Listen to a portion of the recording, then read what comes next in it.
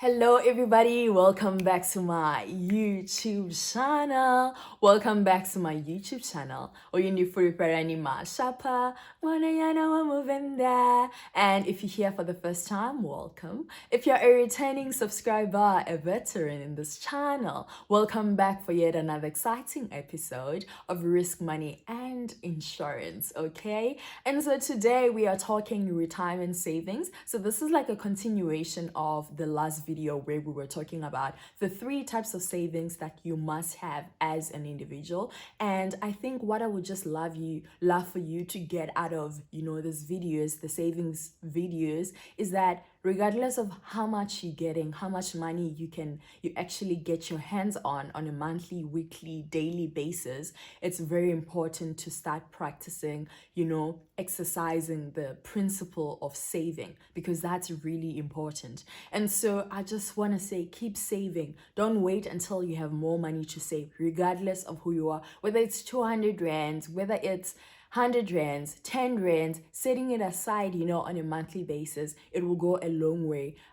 in a situation where you might find yourself not having an income at all, or like having to, being pressed to do something urgent. So today we're switching up gears. We are talking retirement savings. And actually, it's said that in South Africa, the National Treasury has actually said that only 7% of the economically active population of South Africa will retire comfortably. That is a sad statistic. What happens to the 94%? You don't want to be, a burden to your children if you actually have children by the time you retire, or you don't want to be a burden to family members and all of that, or a burden to the state. Because imagine from earning 20K plus on a monthly basis to getting the old age retirement grant, which is, I think, about 2,000 or so.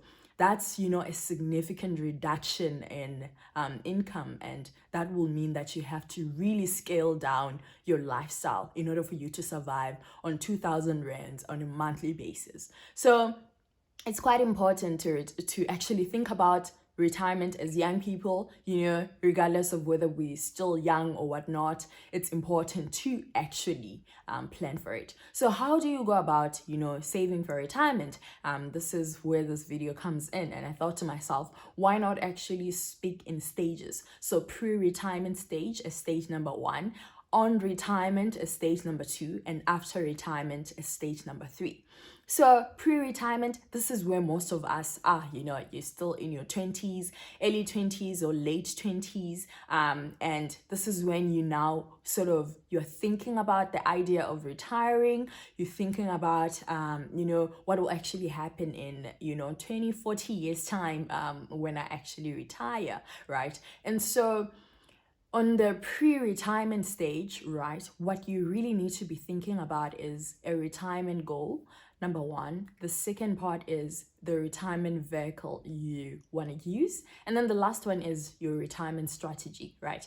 So your retirement goal, this is you saying, how much do I want to actually have accumulated before I retire?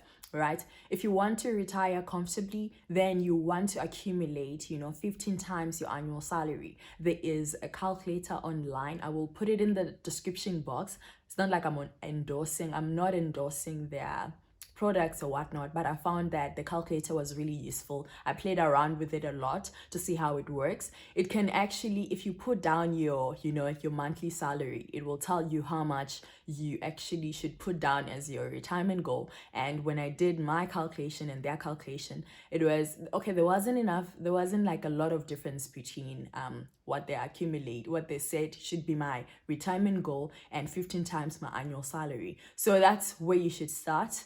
You want to retire comfortably, 15 times your annual salary. And then we move on to the second part to say, okay, but what retirement vehicle do you want to use? So in South Africa, the good thing is that if you're contributing towards your retirement, whether you're doing it via a pension fund, a provident fund, or a retirement annuity, right? Or if it's a preservation fund, if you decided to put your money in a preservation fund, then all those contributions are tax deductible. So you actually get to save on tax. And this won't be the case if you decide to say, I will invest my retirement in equities or property annuity or whatever, because then you will be taxed on those, whether you are saving for retirement or not. So I think it's just a good idea to be wise up on the tax part and be like, okay, I'll take advantage, of those tax deductions that are associated with the funds that I've stated. And someone did ask in the last video, what's the difference between, a provident fund and a pension fund? And the main difference is really who runs the fund. So provident funds, those are run by the government, and then you have your pension funds, those are run by your employer, right? And that is like sort of the main difference. And then you have now your retirement annuities, right? With retirement annuities, you can get those from, there are some that are called traditional retirement annuities. You get this from insurance companies like your Liberty, Old Mutual, Discovery. And then there are these ones that are called new retirement annuities. They're more flexible compared to like the old ones, where you determine your own contribution rate. You also, if you're unemployed, anything happens to you, then you can set a certain period of time and be like, I am suspending my contributions for this period of time. So there's a lot of flexibility in that regard to say, depending on what is happening in your life, you can sort of say, no, just keep the money now. For now, I'm doing this or that. And also, if you're moving, if you want to move from one company to the other, then you're not really charged a lot of money. You don't really charge, they don't really charge you like heavy fees, management fees and all of that. So there's a lot of flexibility. And the new ones are offered by your asset managers. So mainly your banks, Investec, your investment companies, PSG, all of those gangs, they're the ones that offer this newer retirement annuities. So that's like an important thing to note. And then you have the last one, which is like a preservation fund. So what happens in a preservation fund, it's normally for people who, it's either you're retrenched or like you're moving from one employer to the other. So you do have an option to say, my current accumulated retirement savings can either go, I can transfer them to the new employer, or I can put them in a preservation fund. So they preserve the funds until you retire. So you won't have access to the funds until you retire. And a big mistake that a lot of people make is actually to say, no, because I'm moving employers, I'm actually withdrawing my pensions, I'm still young, I'll recover. But the thing is, compound interest, right? You lose out on compound interest. And also, imagine if you change employers when you're like 30. You've already had, 5-6 years of working, compound interest. You can't really say you will replace that money, honestly. You've already lost out on time and on compound interest. So I am of the opinion to say, if you're moving, just put that money in a preservation fund, or put that money, with the other employer that you're going to, if it's like less costly for you to do that. And then the last part now is sort of like the retirement strategy, right? So this is like, okay, for how long should I actually save towards retirement? And also the last part is really around, how much should I be contributing on a monthly basis? And this is like different from one person to the other. It's something that you need to speak to your financial advisor, or you can if you don't have one, you can consult one, or look at your own finances and check how much you can actually afford to pay towards retirement based on your bills and all of that. So it's very important to have a strategy. I will put down a link, of a calculator that I found online. I played around with it, so you guys can check it out and also determine how much of your salary, what percentage of your gross salary should be going towards retirement, and how much do you need if you want to retire comfortably. And then we come to step number 2, where it's on retirement. So you are 55.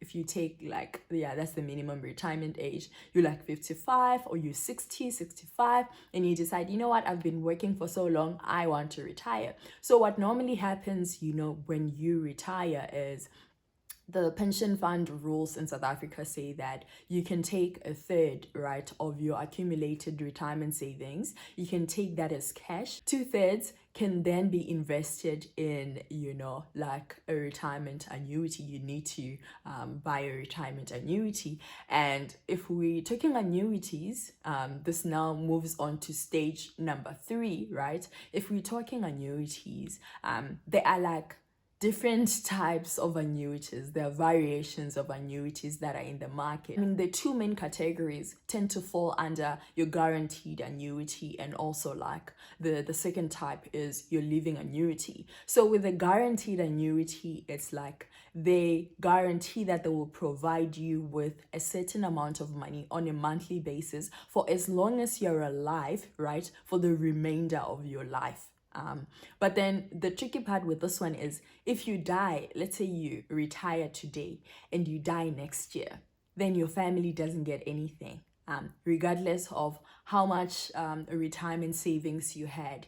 If you had bought the annuity, your family doesn't get anything. And then there's a second one, all right, which is a living annuity. This one is more flexible in a sense that it's like a drawdown product where you determine, right, a percentage of, your accumulated retirement funds, which is between 2.5 and 17 point something percent of your accumulated retirement savings. Then choose like that percentage for the funds that you will withdraw over a year, right?